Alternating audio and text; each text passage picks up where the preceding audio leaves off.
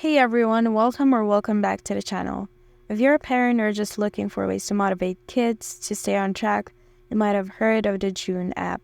It promises to help kids stay on top of their chores, routines, and even offer rewards.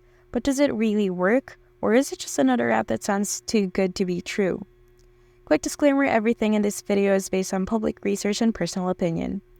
The Joon app markets itself as a fun, interactive way to get kids to complete their daily tasks, like getting ready for school or doing chores. The app features a digital avatar that gets you rewards based on completing tasks. However, user feedback paints a more mixed picture. On Reddit, parents have shared that while the app works for a while, it eventually loses its appeal. One parent mentioned that their child who has ADHD struggled to get into the routine even with the app's fun tasks. Others noted that the reward system becomes a bit repetitive, with the app requiring more effort from parents than it's supposed to save. A major complaint revolves around the yearly subscription.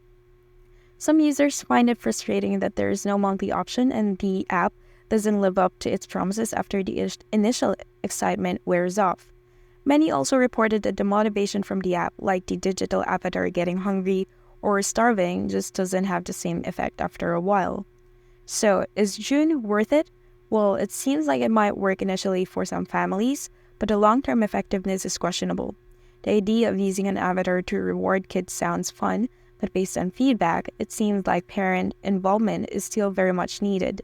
Plus, the lack of monthly payment plan and the repetitive nature of the app might make it feel like more hassle than it's worth. And that's it for today's review. If you find this video helpful, don't forget to like and subscribe.